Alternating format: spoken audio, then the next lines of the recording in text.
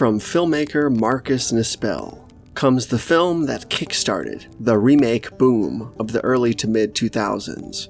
A moderately budgeted horror flick with big production value and a Hollywood gloss that was unlike any of the entries that preceded it within the franchise, yet with a gritty and raw undertone that keeps the film from ever feeling like a run-of-the-mill early 2000s blockbuster.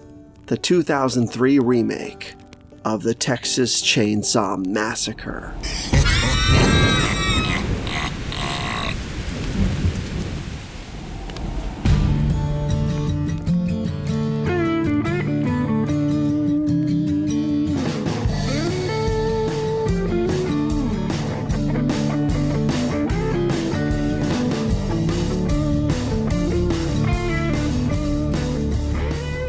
The 2003 Texas Chainsaw Massacre, directed by Marcus Nisepl and produced by the likes of Michael Bay, is one of those horror films that just leave a long-lasting impression on you. Was it a remake of what many, including myself, consider to be the holy grail of horror films? Yes, it was.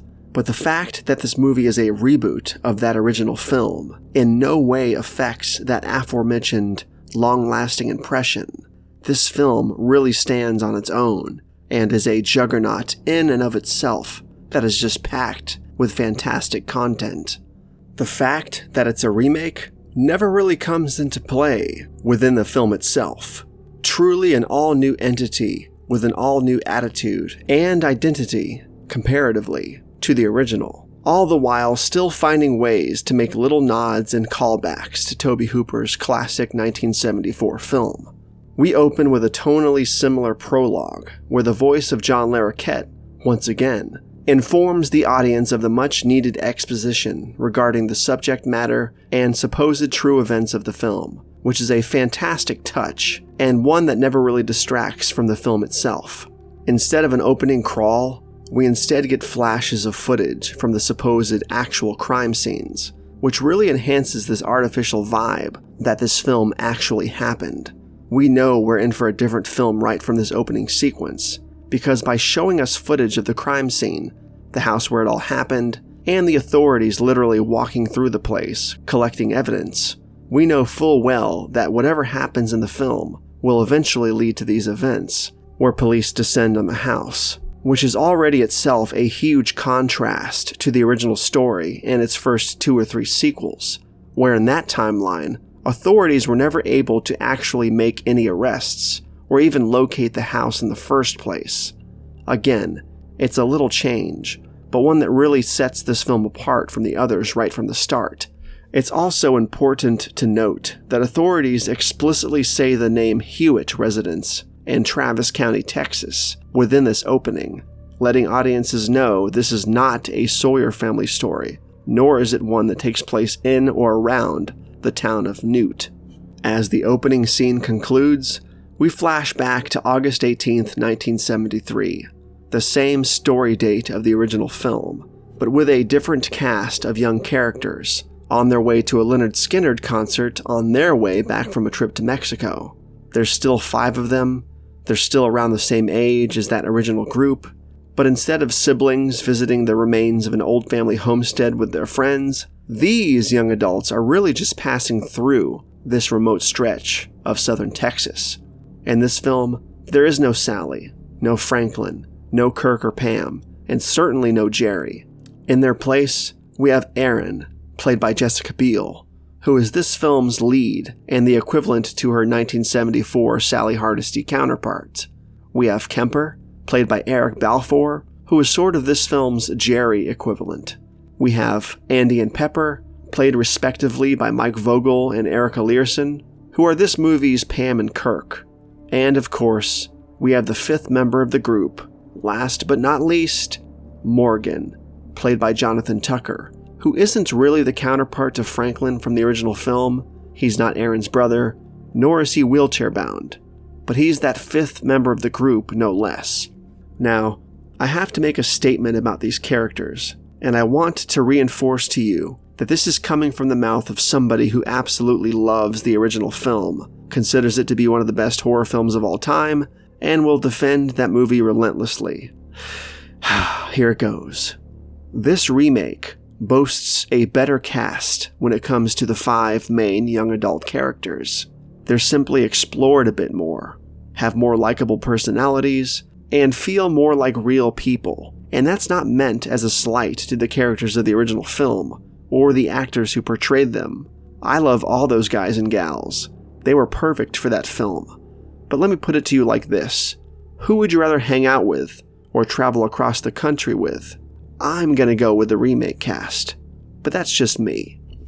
After some banter about destiny, some factual information about STDs, and a small argument about buying weed in Mexico, the gang soon runs into this film's new version of the hitchhiker by almost running her over. After failing to truly make contact with her, but knowing she's badly in need of help, the gang decides to give her a lift to wherever she needs to go, which I would assume to be the hospital if I was in their shoes, but whatever. The hitchhiker, played to perfection by Lauren German, weirds out the gang, but this time not by taking photos or talking about head cheese or trying to slice them open with razor blades, but instead about the horrible man she claims to have just escaped from, and that they're going the wrong way. After she lunges for the steering wheel and tells them that they're all going to die, the young woman pulls a pistol from underneath her dress, seemingly from, well, you know where, and proceeds to blow her damn head off right there on the spot, blowing a brain-laced hole right through the back of the van window, petrifying our ragtag gang of pot-smoking concert-goers. This scene alone really sets the vibe and tone of the film from here on out, and lets us as the audience sort of know what to expect from its remainder, and also lets those of us who knew the original film that things were not going to play out in the same way as the '74 classic.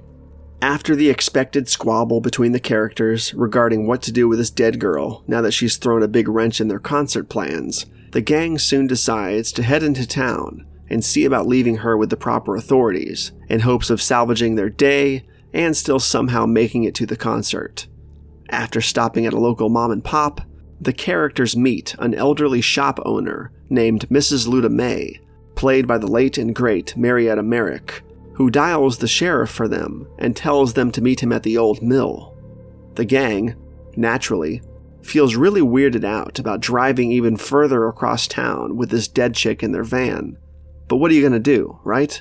If the sheriff says the old mill, then you drive to the old mill. Nothing suspicious about this request, or the demeanor of Luda May at all. Nothing to worry about. I think we need to take a moment and just bask in how glorious the cinematography and set design in this film is.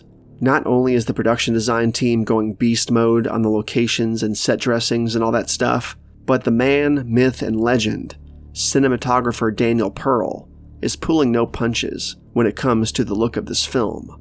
Rich and desaturated and contrasty and just, it looks almost like a gritty oil painting come to life. And for those of you that don't know, Daniel Pearl also shot the original 1974 film. Talk about a crazy full circle, huh? The sheriff, assumingly running late, doesn't show up until quite some time after the gang first arrives at the mill. In the meantime, they encounter some angry possums and a filthy little boy called Jedediah, played by David Dorfman, who insists to them that the sheriff is at home getting drunk.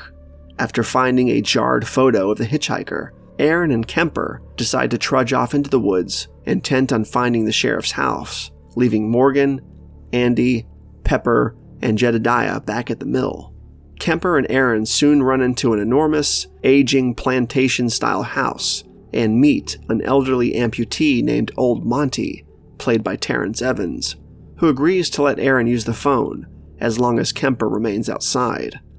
Monty dials the sheriff for her, how polite of him, and proceeds to go and empty his urine out into the toilet while she does so, before, of course, needing help from the young woman, who goes to his aid only to be groped by the old man as she does so. Kemper, having enough of the waiting, decides to go into the house himself and takes a look around, coming across filthy room after filthy room, before finally ending up in a small bedroom where a TV set plays old cartoons at extremely high volume. It's here that stuff really hits the fan, and in an abrupt way, not unlike the original film, we get our very first look at remake Leatherface, coming out of nowhere with a sledgehammer and absolutely decimating Kemper with it, before aggressively dragging his twitching body off into the basement, and in full tribute to the original film, slamming shut the giant slaughterhouse metal door. I remember everybody in the theater jumping in this scene when Leatherface first shows up, back in 2003. And although it plays differently, it was probably equally shocking to the first time Leatherface showed up in the 74 film. Abrupt, out of nowhere, visceral, and truly frightening. Back at the mill, Jedediah is chased off by Andy after poking the corpse with a stick, and soon thereafter, Sheriff Hoyt arrives on scene, here to save the day, played brilliantly by Arlie Ermey, in surely one of his best roles ever, and one of the highlights of both this movie and its 2006 prequel. After some hilariously dark banter and some truly crazy lines of dialogue, the boys help the sheriff wrap up, with saran wrap no less, the dead body of the hitchhiker, before proceeding to stuff her into his trunk. The happy sheriff bids them farewell, reinforces his oath to protect and serve, and drives the hell out of there. Aaron returns to the mill, looking for Kemper, assuming he must have returned by now, but realizes he's nowhere to be found. Andy agrees to go back to the house with Aaron in hopes of finding Kemper. After storming the house and finding nothing, Andy and Kemper soon face off against an angry Monty, who quickly calls forth the terrifying, monstrously sized Leatherface, going full Leatherface mode and chasing them out of the house with his chainsaw at full bore. He manages to slice off one of Andy's legs, dragging him back into the house as Aaron makes her terrified escape back toward the mill yet again. Leatherface is scary in this movie, and he seems less like a man suffering from some kind of mental illness, as he was in the first 4 films, and more like somebody who is simply angry with the world and full of some kind of indescribable rage, because this Leatherface is smart, cunning, seems to enjoy what he does. Even if this version still doesn't talk, there's something more on purpose about him than the other versions. After salting Andy's wounds and hanging him on a meat hook, Leatherface begins constructing a new mask from Kemper's own face, revealing his skin-diseased, riddled face beneath as he takes off the mask for a quick breather, the only time this really ever happens out of the entire franchise. Back at the mill, Morgan and Pepper are attempting to clean up the van, only to have a horrified Aaron return, telling them that they need to leave immediately. Before they can get the hell out of there, Hoyt returns, the good old sheriff he is, and finds the remnants of a joint in the van, ignoring all their pleas for help, and instead forcing them to the ground outside, as the criminals they are. Damn marijuana-smoking kids. Hoyt eventually takes Morgan into his car, after interrogating him in the back of the van, of course, and driving away from the mill, leaving Aaron and Pepper behind. But they won't be alone for long, as Leatherface, garbed in an all-new skin mask, shows up to keep them company, killing Pepper in cold blood and proceeding to stare at Aaron through the cut-out eye sockets of her very dead boyfriend, in what plays out as an extremely morbid and shocking exchange. After a chase sequence through the woods, Aaron comes upon a trailer owned by a woman named the Tea Lady, played gloriously by Kathy Lampkin, and a younger woman named Henrietta, played by Heather Kafka, who gives her tea that has been laced with some kind of drug. After discovering that the baby being held by Henrietta is actually the same baby from the submerged photo of the hitchhiker found earlier, Aaron tells Henrietta that the baby is not hers, but then proceeds to completely pass out in full blackout mode. Leatherface, his mother Luda May, Sheriff Hoyt, and Old Monty all greet Aaron at the Hewitt house as she awakes from her drug-induced nap. Luda May explains to Aaron that Leatherface suffered from a skin disease that disfigured his face, and that kids like her and her friends never treated Thomas, which is revealed to be the actual name of Leatherface in this continuity, with anything other than cruelty and ridicule. Although cannibalism itself doesn't really seem to be the blatant reason for this family's actions in this film, it remains a sort of subtext, hinted at here and there, especially with Monty's line, "Maybe she'd like to stay for supper." Judging by Leatherface's salting Andy's wounds earlier, I think we can all assume that Erin and her friends are all items on the menu at this point. Erin is soon dumped into the basement by Thomas, where she reunites with Andy, and after failing to help him off of the meat hooks, she begrudgingly kills him in a pity kill, much to the relief and request of Andy himself, which is a scene that actually plays quite morbid, morose, and extremely sad for the characters involved. It's actually a very powerful scene considering the type of film this is. Morgan is found handcuffed in a bathtub afterwards, and to their surprise, they encounter the young Jedediah once again, leading them both out of the house, but not before an angered Leatherface notices and begins chasing them, chainsaw in hand.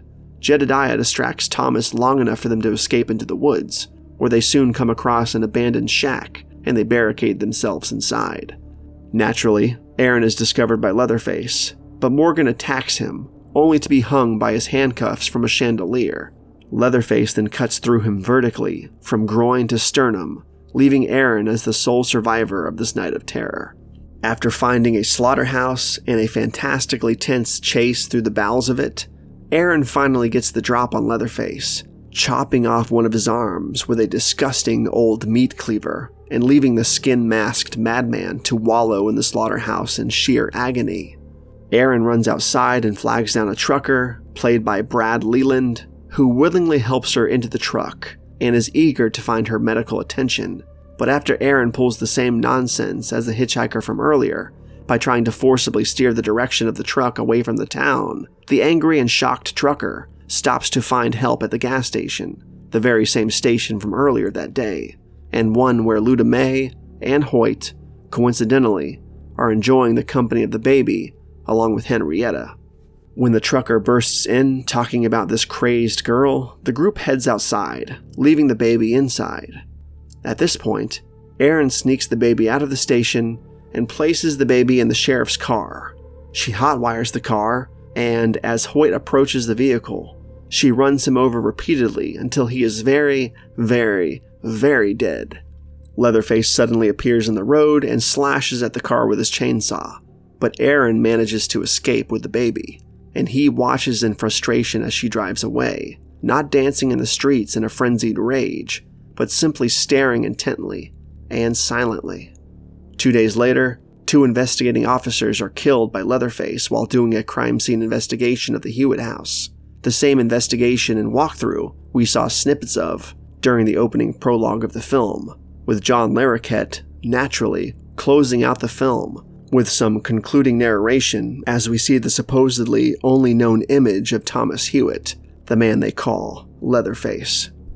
This film was absolutely hardcore, and unlike so many Wonder Bread remakes of today, this film wasn't afraid to be downright dirty, gory, disgusting, and absolutely unapologetic in tone. The cast and crew did a phenomenal job with this movie, and again, it really does stand on its own as another rendition of the original story, without simply being known as the remake of the Texas Chainsaw Massacre. It was a huge hit for New Line Cinema and Platinum Dunes back in 2003, and it's become even more successful and has garnered an even bigger cult following in the nearly 2 decades since. It's hard to believe it's been that long, wow. But again, this film deserves all of the praise in the world. It's a juggernaut of a horror movie, a fantastic entry in the franchise overall, and definitely in the top 3 or 4 of the series overall, and it gave us a truly frightening Leatherface. I also think a lot of the visceral horror of this film comes from its presentation as this true story, much like the first film, but since we actually see quote-unquote real footage in the bookends of this film, with different names and settings over the original, I think this helped sell the film to people in this weird, oh, this is the real story the original film was based on kind of way, if that makes any sense, even though it's no more real than the '74 film. Big props to everyone involved in this movie, especially to cinematographer Daniel Pearl, composer Steve Jablonsky, who killed it with the original score in this movie.